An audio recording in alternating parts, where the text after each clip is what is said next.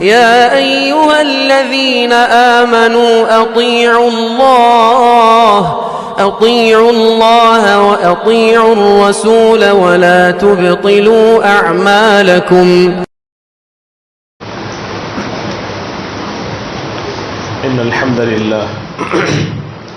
نحمده ونستعينه ونستغفره ونؤمن به ونتوكل عليه ونعوذ بالله من شرور أنفسنا ومن سيئات أعمالنا من يهده الله فلا مضل له ومن يضلله فلا هادي له وأشهد أن لا إله إلا الله وحده لا شريك له وأشهد أن محمدا عبده ورسوله الذي أرسله بالحق بشيرا ونظيرا وداعيا إلى الله بإذنه وسراجا منيرا. أما بعد فإن خير الحديث كتاب الله وخير الهدي هدي محمد صلى الله تعالى عليه وسلم وشر الأمور محدثاتها وكل محدثة بدعة وكل بدعة ضلالة وكل ضلالة في النار. أعوذ بالله السميع العليم من الشيطان الرجيم من همزه ونفخه ونفثه. بسم الله الرحمن الرحيم. طاف القرآن المجيد بل عجبوا أن جاءهم منذر منهم فقال الكافرون هذا شيء عجيب أئذا متنا وكنا ترابا ذلك رجع بعيد قد علمنا ما تنقص الأرض منهم وعندنا كتاب حفيظ بل كذبوا بالحق لما جاءهم فهم في أمر مريج أفلم ينظروا إلى السماء فوقهم كيف بنيناها وزيناها وما لها من فروج والأرض مددناها وألقينا فيها رواسي وأنبتنا فيها من كل زوج بهيج تبصرة وذكرى لكل عبد منيب ونزلنا من السماء ماء مباركا فأنبتنا به جنات وحب الحصيد والنخل باسقات لها طلع نضيد رزقا للعباد وأحيينا به بلدة ميتة كذلك الخروج. قال الله تبارك وتعالى في موضع آخر لقد جاءكم رسول من أنفسكم عزيز عليه ما عنتم حريص عليكم بالمؤمنين رؤوف رحيم. قابل قدر حاضرین، تمام قسم کی حمد و ثنا، ہر قسم کی بڑائی، کبریائی اور بزرگی صرف اور صرف اللہ رب العزت جل جلالہ عم نوالہ تبارک اسمہ کے لیے ہی لائق ہے، کیونکہ وہ ساری کائنات کا تنہا وجود بخشنے والا ہے، ساری کائنات کو پیدا کرنے والا ہے اور کائنات میں موجود ہر مخلوقات کی ضرورتوں کو پورا کرنے والا، ان کی پکار کو، ان کی دعاؤں کو سننے والا وہ اکیلی ذات ہے، اس کے علاوہ کوئی نہیں ہے، نہ اس کا کوئی پارٹنر ہے، نہ اس کا کوئی ساجی مددگار ہے۔ وہ جس سے راضی ہے، جس سے خوش ہے، اس کے لیے انعام و اکرام ہے، وہ جس سے ناراض ہے، ناخوش ہے، اس کے لیے جہنم ہے۔ بعد اس کے جناب آخر زمان احمد مجتبیٰ محمد مصطفیٰ صلی اللہ علیہ وسلم پر لا تعداد درود و سلام ہو، جنہوں نے اللہ تعالیٰ کی توحید کو، رب کی تعلیمات کو اور ہمارے لیے جنت میں لے جانے والی باتوں کو کما حقہ ہم تک پہنچایا، اور جب تک اس دنیا میں رہے وہ اپنی لائی ہوئی تمام باتوں پر عمل پیرا رہے، اور یہ ثابت کیا کہ یہی وہ شریعت ہے، یہی وہ راستہ ہے جس پر عمل کر کے انسان دنیا و آخرت میں کامیاب ہو سکتا ہے، اس کے علاوہ کوئی اور راستہ نہیں ہے۔ محترم حضرات، خطبہ مسنونہ کے بعد میں نے آپ کے سامنے نبی اکرم صلی اللہ علیہ وسلم کی ذات سے متعلق ایک خاص صفت کا تذکرہ جو اللہ تعالیٰ نے قرآن مجید میں کیا ہے، اس کی آیت میں نے پڑھی ہے۔ اللہ کا ارشاد ہے لقد جاءکم رسول من انفسکم، تحقیق کہ تمہارے درمیان ایک رسول بھیجا گیا ہے جس کو میں نے بھیجا ہے من انفسکم، جو تمہیں انسانوں میں سے ہے، عزیز علیہ ما عنتم، جب کبھی بھی انسانیت پر، تم لوگوں پر کوئی مشکل ہوتی ہے، کوئی تکلیف ہوتی ہے، تمہیں کوئی مشقت پہنچتی ہے، تو یہ بات نبی پر گراں گزرتی ہے، نبی اس سے تکلیف محسوس کرتے ہیں۔ عزیز علیہ ما عنتم حریص علیکم، اچھی اور بھلی باتوں کے تمہارے تعلق سے حریص ہیں، انعام و اکرام کو لے کر تمہارے تعلق سے حریص ہیں، وہ بہت ہی حریص ہیں کہ تمہیں اچھائی پہنچے۔ آگے فرمایا بالمؤمنین رؤوف الرحیم، اور خاص کر تو مومنوں کے تعلق سے بہت ہی رحم دل، بہت ہی نرم گفتگو، بہت ہی رحم کرم کرنے والے ہیں۔ محترم حضرات، جیسا آپ جانتے ہیں یہ ربیع الاول کا مہینہ ہے۔ ہر مسلمان جو بھی اللہ اور اس کے رسول صلی اللہ علیہ وسلم کا کلمہ پڑھتا ہے، اس کے دل میں جناب محمد رسول اللہ صلی اللہ علیہ وسلم کی محبت ہوتی ہے، چاہے وہ کسی بھی فرقے کا کیوں نہ ہو۔ محبت تو ہوتی ہے، لیکن جہالت کی بنیاد پر،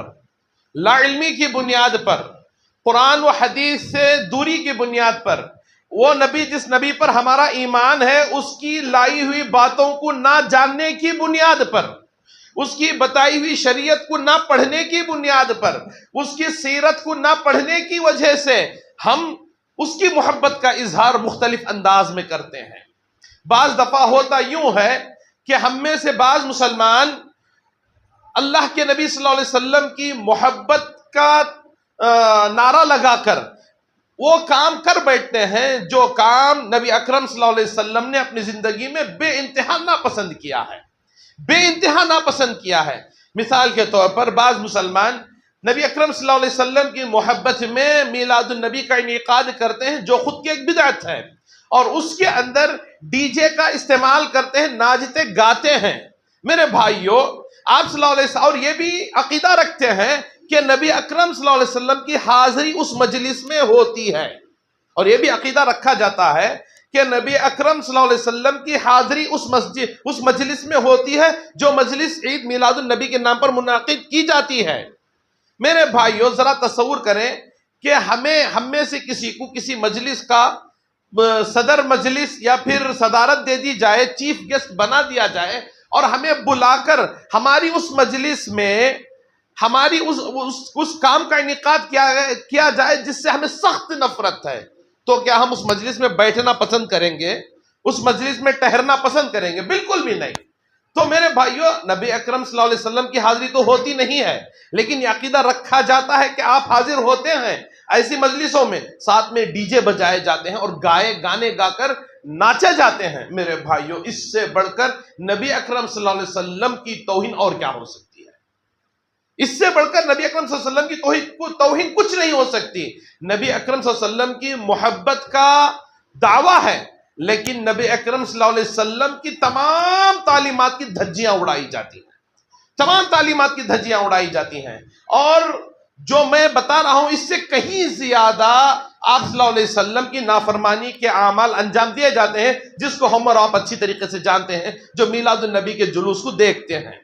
جو ان کے جلوسوں کو نظر رکھتے ہیں، انہیں معلوم ہے کہ اس سے کہیں زیادہ آپ صلی اللہ علیہ وسلم کے حکموں کی نافرمانی، فرض نمازوں کو چھوڑ کر اور اذانوں کی آوازوں کو ترک کر کے ہر قسم کی نافرمانی کی جاتی ہے۔ میرے بھائیوں، اب میں آپ کے سامنے اس خطبے کے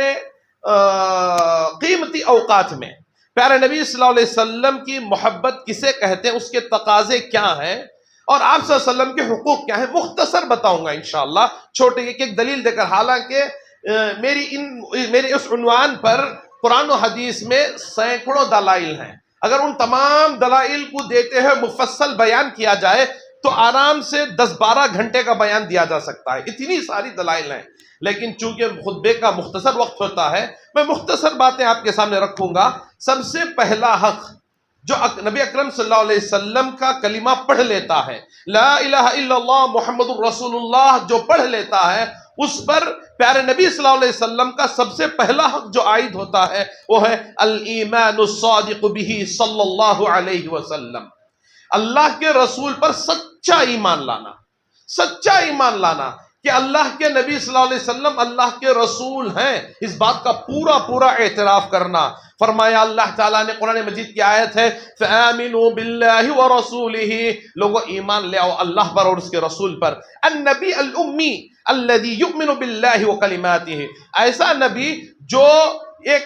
امی نبی ہے، جو اللہ اس کے رسول کے الذی یؤمن باللہ وکلماتہ، جو اللہ اور اس کے باتوں پر ایمان لاتا ہے، وَاتَّبِعُوهُ، اور تم اس کی پیروی کرنا، اس کی اتباع کرنا، لَعَلَّكُمْ تَهْتَدُونَ، تاکہ تم سیدھے راستے پر آ سکو،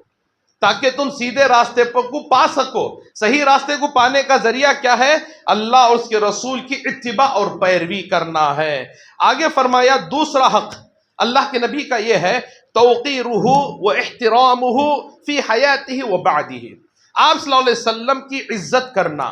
توقیرہ، آپ صلی اللہ علیہ وسلم کی عزت کرنا اور آپ صلی اللہ علیہ وسلم کا احترام کرنا آپ کی زندگی میں بھی، وبعدہ، اور آپ کے اس دنیا سے رخصت کرنے کے بعد بھی آپ کا احترام اور آپ کی عزت کرنا ضروری ہے۔ دلیل کیا ہے؟ اللہ کا ارشاد ہے، فَالَّذِينَ آمَنُوا بِهِ وَعَذَّرُوهُ وَنَصَرُوهُ وَاتَّبَعُوا النُّورَ الَّذِي أُنزِلَ مَعَهُ أُولَٰئِكَ هُمُ الْمُفْلِحُونَ، کہ وہ لوگ جو ایمان لائے ہیں ان پر ضروری ہے ایمان لانے کے بعد جنہوں نے نبی کی عزت کی، عزروہ،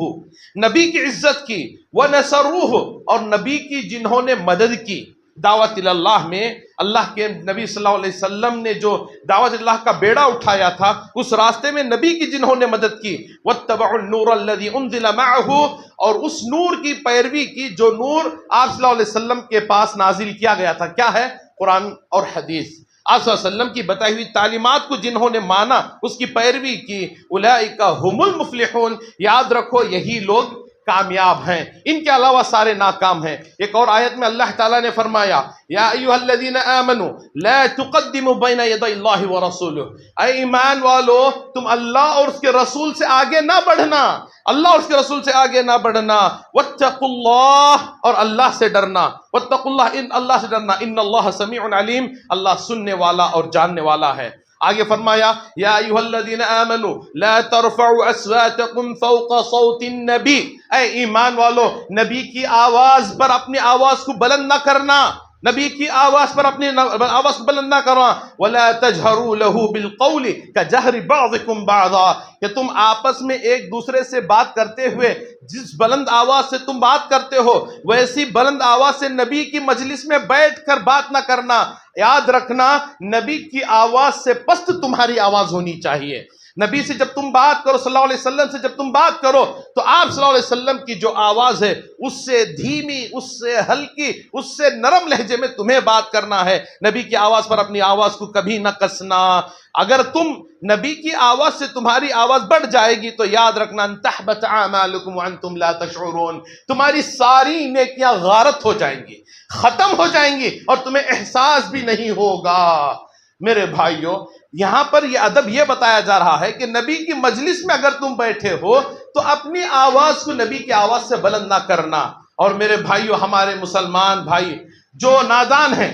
جو ڈی جے بجا کر یہ عقیدہ رکھتے ہیں کہ نبی کی صلی اللہ علیہ وسلم کی حاضری ہوتی ہے، تو نبی کی موجودگی میں ڈی جے کی آواز، اللہ اکبر، جو نبی کی آواز سے بدرجہ اولا بہت بہت زیادہ، میرے بھائیوں یہ بھی ہمارے اعمال کو خطرناک ہے۔ ہمارے اعمال کو ختم کرنے کے لیے یہ عمل بھی کافی ہوتا ہے۔ نبی کی عزت، نبی کی توقیر، نبی کی تکریم ہم مومنوں پر لازم ہے، واجب ہے۔ نبی کی عزت جو نہیں کرتا، گرچہ کہ نبی کی باتوں کو مان بھی لے، ایسے انسان کے لیے جنت نہیں ہے، ایسا انسان مومن ہو نہیں سکتا۔ تیسرا جو حق بتایا گیا، تعظیم شرعہ و حکمہ و سنتہ، تیسرا جو نبی کا حق ہے وہ یہ ہے کہ نبی کی عزت کے ساتھ ساتھ، نبی اکرم صلی اللہ علیہ وسلم کی تعظیم و تحریم کے ساتھ ساتھ نبی کی بتائی ہوئی شریعت کی بھی عزت ہونی چاہیے، نبی کے لائے ہوئے باتوں کی بھی عزت ہونی چاہیے، چاہے وہ قرآن کی شکل میں ہو یا حدیث کی شکل میں ہو۔ ہم نبی اکرم صلی اللہ علیہ وسلم کا کوئی قول پڑھیں، نبی کی کوئی بات پڑھیں، نبی کی کوئی بات ہمارے کانوں سے ٹکرائے، ہم سنیں اور ہم یہ کہیں کہ ہمارے فلاں بابا نے، ہمارے فلاں علماء نے، ہمارے فلاں بزرگ نے یہ بات کہی ہے تو میں ان کی بات مانوں گا، نبی کی بات کی مجھے ضرورت نہیں ہے، ایسا کہنے والا نبی کی عزت نہیں کرتا۔ نبی کی توقیر اور تحریم کا مطلب یہ نہیں ہے، نبی کی عزت، نبی کی توقیر، نبی کی تکریم کا مطلب یہ ہے کہ نبی کی لائی ہوئی باتوں کو بھی کما حقہ، نبی اکرم صلی اللہ علیہ وسلم نے جیسے جیسے بتایا ہے ویسے ویسے قبول کرنا ہے۔ اس کے اندر تعویل، تحریف، اپنے عقل کو دخل دینا اور یہ کرنا. بعض علماء امت مسلمہ میں بعض فرقہ ایسا بھی ہے جو ان حدیثوں کو مانتا ہے، نبی کی ان باتوں کو مانتا ہے جو باتیں اس کی عقل میں سمجھ میں آتی ہیں. یہ کہہ کر حدیثوں کو رد کر دیا جاتا ہے کہ یہ حدیث عقل میں آنے والی نہیں ہے. جو بات عقل کے خلاف ہے وہ بات، اس حدیث کو ہم نہیں مانیں گے، اس کو ماننا ہم پر ضروری نہیں ہے. نہیں میرے بھائیوں، شریعت کی کوئی بھی بات اگر سچی ثابت ہو جاتی ہے، نبی کی کوئی بات صلی اللہ علیہ وسلم کی کوئی بھی بات اگر سچی ثابت ہو جاتی ہے، گرچہ کہ ہماری عقل میں نہ آئے تب بھی ہمیں اسے تسلیم کرنا یہ ایمان کا تقاضا ہے، یہ ایمان کا تقاضا ہے. اس کے علاوہ ایمان کی تکمیل ناممکن ہے میرے بھائیوں. آگے فرمایا اللہ تعالیٰ کے نبی کی لائی ہوئی باتوں کی تعظیم کے سلسلے میں فرمایا فَلَا وَرَبِّكَ لَا يُؤْمِنُونَ حَتَّى يُحَكِّمُوكَ فِي مَا شَجَرَ بَيْنَهُمْ وَثُمَّ لَا يَجِدُوا فِي أَنفُسِهِمْ حَرَجًا مِّمَّا قَضَيْتَ وَيُسَلِّمُوا تَسْلِيمًا. فرمایا فَلَا وَرَبِّكَ، فَلَا وَرَبِّكَ، بڑی زبردست قسم کھائی اللہ تعالیٰ نے کہ ہرگز بھی تمہارے رب کی قسم اے جناب محمد رسول اللہ صلی اللہ علیہ وسلم، آپ کے رب کی قسم ہے، لا یؤمنون، یہ لوگ مومن ہو ہی نہیں سکتے، یہ لوگ مومن ہو ہی نہیں سکتے. کب تک؟ حتی یحکموک فیما شجر بینہم، ان کے آپسی اختلاف میں جب تک آپ کو وہ قول فیصل اور جج نہ مانے تب تک یہ لوگ مومن نہیں ہو سکتے. سو آگے فرمایا ثم لا یجدوا فی انفسہم حرجا، آپ کے قول کو سننے کے بعد، آپ کے فیصلے کو سننے کے بعد اپنے دل میں رتی برابر بھی تنگی محسوس نہ کرے. آپ کے قول کو سننے کے بعد گرچہ کہ آپ کا قول ہماری فطرت، ہماری مرضی کے خلاف ہے، یا ہم جو چاہتے تھے وہ فیصلہ آپ صلی اللہ علیہ وسلم نے نہیں سنایا ہے، یا ہم جو چاہتے تھے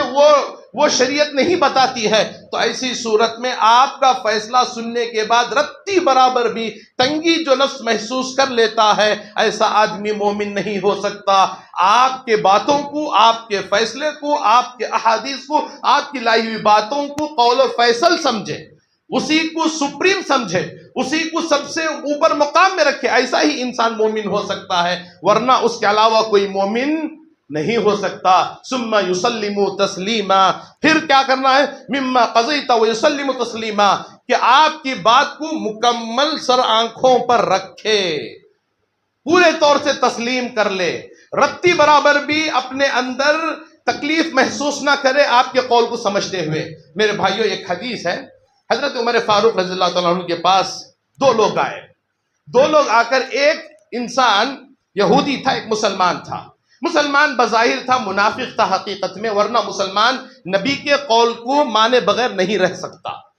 دونوں آئے، آ کر حضرت عمر کے پاس اپنا قضیہ پیش کیا. فرمایا کہ میری زمین کا ایک مسئلہ ہے، یا فلاں آپ فیصلہ کریں. آپ صلی اللہ، حضرت عمر فاروق رضی اللہ عنہ نے کہا کہ میں اللہ کے نبی صلی اللہ علیہ وسلم کے موجود ہوتے ہوئے میرے پاس آنے کی کیا ضرورت ہے، آپ لوگ اب اللہ کے نبی کے پاس جائیں. تو یہودی نے کہا اللہ اے حضرت عمر کہ ہم نے آپ صلی اللہ علیہ وسلم کے پاس ہم گئے تھے، آپ صلی اللہ علیہ وسلم نے فیصلہ میرے حق میں سنایا ہے، مسلمان کے حق میں نہیں سنایا. تو مسلمان جو ہے وہ آپ کے پاس اس لیے آیا ہے کہ آپ تھوڑا جذباتی ہیں مسلمانوں کو دیکھ کر، تو آپ ہو سکتا ہے کہ اس کے حق میں فیصلہ سنا دے جذبات میں آ کر، اس غرض سے یہ آیا ہے. حضرت عمر فاروق نے کہا تب تو ٹھیک ہے، میں آپ کا فیصلہ کروں گا. حضرت عمر فاروق اندر جاتے ہیں، تلوار لے کر آتے ہیں، اس منافق کا سر قلم کر کے کہتے ہیں اس انسان کا یہی فیصلہ ہے جو اللہ کے نبی کے فیصلے کو نہ مانے. اللہ، اس انسان کا یہی فیصلہ ہے جو اللہ کے نبی کے فیصلے کو تسلیم نہ کرے مسلمان ہوتے ہوئے، نہ کرے مسلمان ہوتے ہوئے. میرے بھائیوں، ذرا سوچیں کہ اللہ کے نبی کے فیصلوں کی عزت و تکریم کتنی ہونی چاہیے. چوتھا جو حق ہے اللہ کے نبی کا، آپ صلی اللہ علیہ وسلم سے محبت ہے، آپ صلی اللہ علیہ وسلم سے بے انتہا محبت ہے. اللہ تعالیٰ نے ارشاد فرمایا نبی کی محبت کا سلسلے میں، النبی اولا بالمؤمنین من انفسہم، اللہ اکبر، النبی اولا بالمؤمنین من انفسہم، نبی مومنوں کے نزدیک ان کی جانوں سے زیادہ محبوب ہوا کرتے ہیں. نبی مومنوں کے نزدیک ان کے جانوں سے زیادہ محبوب پسندیدہ ہوا کرتے ہیں. آگے ایک اور آیت میں اللہ تعالیٰ نے فرمایا، بڑی پیاری آیت ہے میرے بھائیوں، اور ہمارے نجات کے لیے کافی ہونے والی آیت ہے. فرمایا قل إن كان آباؤكم وأبناؤكم وإخوانكم وأزواجكم وعشيرتكم وأموال اقترفتموها وتجارة تخشون كسادها ومساكن ترضونها أحب إليكم من الله ورسوله وجهاد في سبيله فتربصوا حتى يأتي الله بأمره. اللہ اکبر. اللہ نے فرمایا کہ اے لوگو، تمہارے بیٹے، ان کان آباؤکم تمہارے باپ، وابناؤکم تمہاری اولاد، وإخوانکم تمہارے بھائی، وأزواجکم تمہاری بیویاں، وعشیرتکم تمہارا خاندان، وأموال اقترفتموها اور تمہارا وہ مال جس کو تم نے کما کر رکھا ہے، وتجارت تخشون کسادها تمہاری وہ تجارت جس کے ضائع ہونے کا تمہیں خوف ہے، تخشون کسادها ومساکن ترضونها اور تمہارے وہ بنگلے، وہ گاڑیاں، وہ گھر جو تمہیں بہت پسند ہیں، احب الیکم من اللہ ورسولہ وجہاد فی سبیلہ. اگر تین چیزوں میں تمہیں محبوب ہیں، اللہ اور اللہ سے زیادہ محبوب ہیں، اللہ کے رسول سے زیادہ محبوب ہیں، اور اللہ کے راستے میں جہاد کرنے سے زیادہ محبوب ہیں، تو فتربصوا حتی یأتی اللہ بامرہ، انتظار کرنا کہ اللہ کا عذاب تم پر آنے والا ہے. اللہ کا عذاب تم پر آنے والا ہے. اس کا مطلب یہ ہے آیت کریمہ کا کہ ہمارے نزدیک اللہ اور اس کے رسول کی محبت تمام چیزوں سے اوپر ہونی چاہیے. چاہے ہماری بیویاں ہوں، ہماری اولاد ہو، ہمارے باپ ہو، ہماری مائیں ہو، ہماری تجارتیں ہوں، ہمارے مال ہو، ہماری دولتیں ہوں، ہر ایک سے زیادہ محبت ہمیں پیارے نبی صلی اللہ علیہ وسلم سے ہونی چاہیے. ایک اور حدیث میں آپ صلی اللہ علیہ وسلم نے فرمایا لا یؤمن احدکم حتی اکون احب الیہ من والدہ وولدہ والناس اجمعین. اے میرے صحابہ، یاد رکھو تم میں سے کسی کا ایمان اس وقت تک مکمل نہیں ہوگا جب تک میں تمہارے نزدیک تمہارے باپ، دادا، تمہارا پورا خاندان، پوری انسانیت میں سب سے زیادہ محبوب تمہارے نزدیک نہ بن جاؤں. تمہارے نزدیک نہ بن جاؤں، اس وقت تک تمہارا ایمان مکمل ہوتا نہیں ہے. اب محبت کے تقاضے کیا ہیں؟ پانچواں جو ہم نے حق سنا اللہ صلی اللہ علیہ وسلم کا کہ آپ صلی اللہ علیہ وسلم سے محبت کی جائے، تو محبت کا حق کیا ہے کہ آپ صلی اللہ علیہ وسلم سے محبت کہتے کسے ہیں؟ اب میں ابھی خطبے کے شروع میں آپ نے سنا کہ بعض لوگ اللہ کے نبی کی محبت کا نام لے کر جلسے جلوس کرتے ہیں، ڈی جے بجاتے ہیں، گانے گاتے ہیں، اور اسی طریقے سے بعض لوگ مختلف قسم کے وہ چیزیں انجام دیتے ہیں جن چیزوں کا شریعت میں ثبوت ہے ہی نہیں. آپ صلی اللہ علیہ وسلم سے محبت کے اظہار کے طور پر نہ ابو بکر نے عمل کیا، نہ عثمان غنی نے کیا، نہ علی نے کیا، نہ حسن و حسین نے کیا، نہ فاطمہ نے کیا، نہ طلحہ اور زبیر نے کیا. کسی صحابی نے جو عمل اللہ کے نبی کے محبت کا نام لے کر نہیں کیا ہے، وہ عمل آج کے دور میں کیا جا رہا ہے. حقیقت میں محبت کسے کہتے ہیں؟ محبت کے تقاضے کیا ہیں؟ اللہ کے نبی صلی اللہ علیہ وسلم سے محبت کرنے والے کو کرنا کیا چاہیے؟ میں آپ کو بتاؤں. سب سے پہلے اللہ کے نبی صلی اللہ علیہ وسلم سے محبت کرنے کی علامت یہ ہے کہ قبول ما جاء به من ربہ. اللہ کے نبی جو کچھ اپنے رب کی طرف سے لے کر انسانیت کے پاس آئے ہیں اسے قبول کرنا، من وعن قبول کرنا، اس کے اندر رتی برابر بھی کمی بیشی نہ کرنا، قبول کرنا. وَتَلَقِّي ذَلِكَ بِالتَّسْلِيمِ وَالْمُحَبَّةِ وَالرِّضَا. اور اللہ کے نبی جو چیزیں لے کر آئے ہیں انہیں صرف قبول کرنے کا مطلب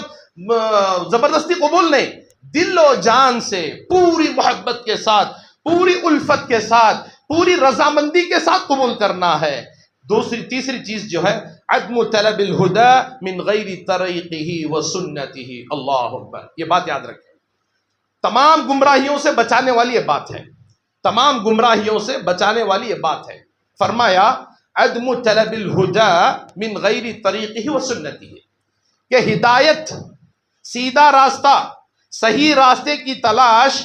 نبی کے طریقے پر ہی تلاش کی جائے، کسی اور انسان کے طریقے پر تلاش نہ کی جائے. اللہ اکبر. سیدھے راستے کو تلاش، نبی سے محبت کا تقاضا یہ ہے. یاد رکھیں یہ جملہ، گرچہ کے وقت میں اسی بات پر آپ کو ختم کر دوں، لیکن بات بہت اہم ہے اس لیے میں اس کو لینا چاہتا ہوں. نبی سے محبت کا تقاضا یہ ہے کہ نبی اکرم صلی اللہ علیہ وسلم کے طریقے ہی سے ہدایت کو ڈھونڈا جائے، صحیح راستے کو ڈھونڈا جائے. کوئی یہ کہے کہ فلاں میرے بزرگ کے راستے پر چل کے میں جنت میں جاؤں گا، کوئی یہ کہے کہ میں فلاں نبی، فلاں ولی، فلاں پیر، فلاں شہید کے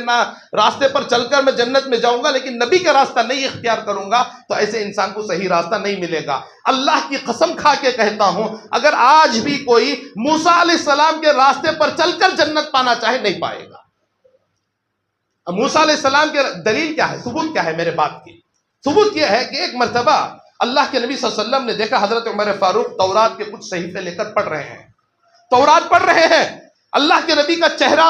بدل گیا، آپ کا چہرہ سرخ ہونے لگا، آپ غصے سے بلبلا رہے ہیں۔ حضرت عمر فاروق نے چہرے کو دیکھ کر بھانپ لیا، فوراً کہا کہ رضیت باللہ رب و بالاسلام دینا و بمحمد صلی اللہ علیہ وسلم نبیا، اللہ کے نبی میں راضی ہوں کہ دین رب میں اللہ میرا رب ہے،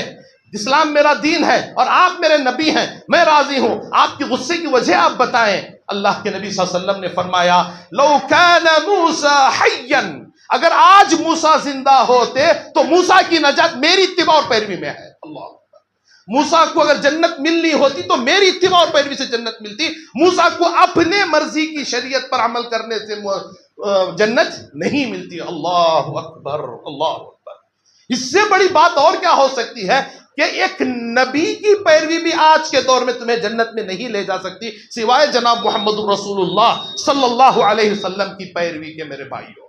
آپ صلی اللہ علیہ وسلم کی پیروی، آپ کی اتباع، آپ کی رسالت کو پکڑنا، اس کے علاوہ کوئی اور چارہ نجات کا نہیں ہے آخرت میں۔ دنیا آپ کو چاہے مل جائے، دنیا کی دولتیں آپ کو مل جائیں، آپ کو بنگلے، گاڑیاں، کار مل جائیں، لیکن آپ کو جنت نہیں ملے گی جناب محمد رسول اللہ صلی اللہ علیہ وسلم کی اتباع کے بغیر۔ آپ سے محبت کا تقاضا یہی ہے کہ آپ کی ہر سنت کو تسلیم کیا جائے، آپ کی ہر بات کو مانا جائے، آپ کی ہر بات کو سر آنکھوں پر رکھا جائے، آپ کی ہر بات کو ڈھونڈا جائے، ہر مسئلے میں نماز کا طریقہ، روزے کا طریقہ، زکوٰۃ کا طریقہ، حج کا طریقہ، جنازے کا طریقہ، اٹھنے بیٹھنے کا طریقہ، ولادت کے طریقے، حتیٰ کہ غسل کا طریقہ، جنابت کا طریقہ، پیشاب پاخانہ کا طریقہ، ہر طریقے میں آپ صلی اللہ علیہ وسلم کی پیروی کی جائے،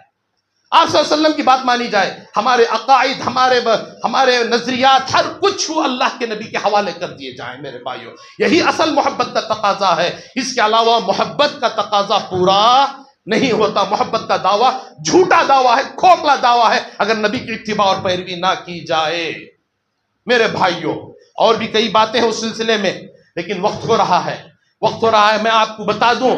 کہ اصل اللہ کے نبی کی بعثت کا مقصد ہی اللہ کے نبی کی اتباع اور پیروی ہے۔ دنیا میں نبی کی بعثت کا مقصد ہی نبی اکرم صلی اللہ علیہ وسلم کی اتباع اور پیروی ہے۔ نبی کی محبت کا تقاضا یہ بھی ایک ہے کہ آپ صلی اللہ علیہ وسلم کے اخلاق کو ہو بہو ہم اپنائیں، ہو بہو ہم اپنائیں۔ آپ صلی اللہ علیہ وسلم اپنی بیویوں کے ساتھ کیسے ملتے تھے، کیسے اٹھتے بیٹھتے تھے، آپ کی تجارت کا انداز کیا تھا، آپ کے چلنے پھرنے کا انداز کیا تھا، آپ کے گھومنے پھرنے کا انداز کیا تھا، آپ کے بات چیت کا انداز کیا تھا، آپ کتنے سچے تھے، آپ لوگوں کے بارے میں اپنے دل میں کیا درد رکھا کرتے تھے، ہر چیز کی پیروی، ہر چیز کی کاپی کرنا، آپ صلی اللہ علیہ وسلم کی زیراکس کاپی بننے کی کوشش کرنا، اعمال کے اندر یہی نبی اکرم صلی اللہ علیہ وسلم کا بعثت کا اصل مقصد ہے۔ آپ صلی اللہ علیہ وسلم نے ایک اور جگہ فرمایا انما بعثت لاتمم مکارم الاخلاق، لوگوں یاد رکھو مجھے اللہ نے بھیجا ہے اچھے اخلاق کی تکمیل کے لیے، اچھے اخلاق کو پورا کرنے کے لیے۔ فرمایا وحسن الاتباع له فيما بلغه من ربه تبارک وتعالى، کہ اتباع اور پیروی بھی ایسے ہی نہیں بلکہ پورا عمدہ انداز میں آپ نے جیسے کیا ویسے کرنا، یہ نبی کی محبت کا تقاضا ہے۔ وَتَصْدِيقُهُ فِي كُلِّ مَا أَخْبَرَ بِهِ، اللہ کے نبی جتنی بھی غیبی باتوں کی خبر دی ہے صلی اللہ علیہ وسلم نے، ان کی تصدیق کرنا، ان کو ماننا، ان کو تسلیم کرنا۔ قیامت کے بارے میں کچھ نشانیاں آپ صلی اللہ علیہ وسلم نے بتائیں، آج وہ ظاہر ہوئی ہیں تب بھی ہم مانیں گے، نہ بھی ہوئی ہیں تب بھی ہم ان باتوں کو ہم تسلیم کریں گے۔ وَطَاعَتُهُ فِي مَا أَمَرَ مِنَ الْوَاجِبَاتِ وَالْإِنْتِهَاءِ عَمَّا نَهَى عَنْهُ مِنَ الْمَنْهِيَاتِ، اللہ کے نبی کی پیروی کرنا ان باتوں میں بھی جن کا حکم انہوں نے دیا ہے، اور ان باتوں سے رک جانا جن باتوں سے اللہ کے نبی نے ہمیں روکا ہے۔ وَنَصْرُ دِينِهِ، نبی کی محبت کا ایک تقاضا یہ ہے اس کے دین کی مدد کرنا، اللہ کے نبی کے دین کی مدد کرنا، اللہ کے نبی نے جو شریعت پیش کی ہے اس شریعت کی مدد کرنا، وَنَشْرِ دَعْوَتِهِ وَسُنَّتِهِ، اللہ کے نبی کے محبت کا تقاضا یہ بھی ہے کہ اللہ کے نبی صلی اللہ علیہ وسلم نے جو باتیں پیش کی ہیں ان کو پھیلانا، ان کو لوگوں میں عام کرنا، نبی کے اخلاق کو عام کرنا، نبی کی سیرت کو عام کرنا، توحید کو عام کرنا، اسلام کو عام کرنا، یہ بھی نبی سے محبت کا تقاضا ہے۔ وَالْحِرْصُ عَلَى التَّخَلُّقِ بِأَخْلَاقِهِ، اللہ کے نبی کو اخلاق کو اپنانا، وَمَحَبَّةُ آلِ بَيْتِهِ وَأَصْحَابِهِ وَأَزْوَاجِهِ، نبی سے محبت کا تقاضا یہ بھی ہے کہ نبی کے بیویوں سے، نبی کے بیٹوں سے، نبی کی نسل سے، نبی کی اولاد سے، نبی کے صحابہ سے بھی محبت رکھی جائے، ان کے بارے میں بھی غلط الفاظ کا استعمال نہ کیا جائے، ان کے بارے میں بھی زبان درازی نہ کی جائے، ان کی لغزشوں کا ذکر نہ کیا جائے، ان کی خامیوں کا ذکر نہ کیا جائے، جب بھی انہیں یاد کیا جائے پیار سے، محبت سے، الفت سے، عزت سے، تعظیم سے ان کا ذکر کیا جائے۔ آل بیت ہوں، دوسرے صحابہ ہوں، آپ صلی اللہ علیہ وسلم کے ازواج مطہرات ہو، امہات المؤمنین کا تذکرہ ہو، آپ صلی اللہ علیہ وسلم پر جان نچھاور کرنے والے صحابہ کا تذکرہ ہو، عزت کے ساتھ کیا جائے میرے بھائیوں، ورنہ نبی سے محبت کے تقاضے پورے ہوتے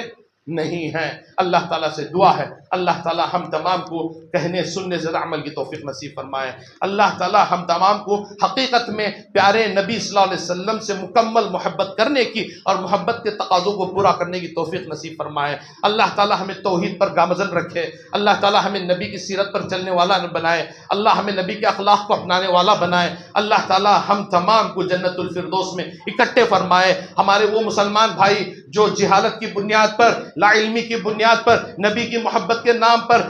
غلط رسومات میں اپنائے ہوئے ہیں، اللہ انہیں نیک توفیق دے، اچھی توفیق دے، اللہ انہیں بھی نبی کی سیرت کو اپنانے کی توفیق نصیب فرمائے، اللہ تعالیٰ انہیں بھی نبی کے عقیدے کو اپنانے کی توفیق نصیب فرمائے، نبی کے اخلاق کو اپنانے کی توفیق نصیب فرمائے۔ میرے بھائیو اللہ کی قسم، آج اگر دنیا ہندوستان کا ہر مسلمان نبی کے اخلاق کو اپنانے لگے تو ہندوستان کے سارے ہندو اسلام قبول کریں گے انشاءاللہ۔ اگر ہندوستان کا مسلمان نبی کے اخلاق کو اپنانے لگے، آج ہماری جہالت کی بنیاد پر، ہماری بد اخلاقیوں کو دیکھ کر، ہمارے گلی محلوں میں ہماری زبانوں سے نکلنے والے گالی گلوچ کو سن کر آج غیر مسلم ہم سے نفرت کرتے ہیں، ہماری شریعت سے نفرت کرتے ہیں، ہمارے دین سے نفرت کرتے ہیں، ہمارے نبی سے نفرت کرتے ہیں۔ اگر نبی کے اخلاق ہم اپنانے لگیں تو اللہ کی قسم اس ہندوستان کو آپ دیکھیں گے کہ سارا کا سارا ہندوستان اللہ کے نبی کے اخلاق سے متاثر ہو کر مسلمان ہو چکا ہوگا۔ ہماری بد اخلاقیوں کی وجہ سے آج دین بدنام ہے، آج شریعت بدنام ہے، آج ہمارے پیارے نبی کو گالی دینے والے لوگ کھڑے ہو رہے ہیں۔ پیارے نبی کو گالی دینے والا کیوں گالی دے رہا ہے؟ ہماری بد اخلاقیوں کی وجہ سے، ہماری بد کرداریوں کی وجہ سے، ہمارے کرتوتوں کی وجہ سے۔ میرے بھائیوں، جس دن ہمارے کرتوت، ہمارے اعمال نبی کی سیرت کے مطابق، نہیں نبی کی بتائی باتوں کے مطابق بن جائیں گے، اس دن سے انشاءاللہ ساری دنیا کے حالات بدل جائیں گے، کیونکہ یہ اللہ کا وعدہ ہے، یہ اللہ کا وعدہ ہے، لَيَسْتَخْلِفَنَّكُمْ فِي الْأَرْضِ كَمَا اسْتَخْلَفَ الَّذِينَ مِنْ قَبْلِكُمْ، تمہیں زمین میں اللہ اپنا نائب ویسے ہی بنائے گا جیسے تم سے پہلے والے لوگ تھے۔ شرط کیا ہے؟ شرط کیا ہے؟ شریعت پر عمل، دین پر عمل، توحید پر عمل۔ اللہ سے دعا ہے اللہ تعالی ہمیں کہیں سنی باتوں پر عمل کی توفیق نصیب فرمائے۔ آمین وآخر دعوانا ان الحمدللہ رب العالمین۔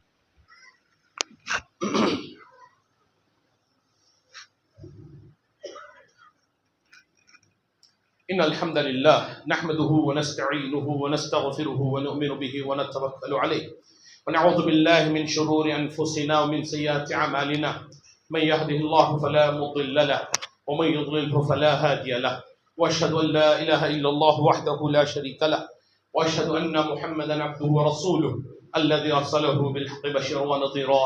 وداعيا إلى الله بإذنه وسراجا منيرا أما بعد فإن خير الحديث كتاب الله وخير الهدي هدي محمد صلى الله تعالى عليه وسلم وشر الأمور محدثاتها وكل محدثة بدعة وكل بدعة ضلالة وكل ضلالة في النار فأعوذ بالله السميع العليم من الشيطان الرجيم من همزه ونفخه ونفثه إن الله وملائكته يصلون على النبي يا أيها الذين آمنوا صلوا عليه وسلموا تسليما اللهم صل على محمد وعلى آل محمد كما صليت على إبراهيم وعلى آل إبراهيم إنك حميد مجيد اللهم بارك على محمد وعلى آل محمد كما باركت على إبراهيم وعلى آل إبراهيم إنك حميد مجيد إن الله يأمركم بالعدل والإحسان وإيتاء ذي القربى وينهى عن الفحشاء والمنكر والبغي يعظكم لعلكم تذكرون اذكروا الله يذكركم وادعوه يستجب لكم ولذكر الله تعالى أهم وأجل وأكبر قوموا إلى الصلاة يرحمكم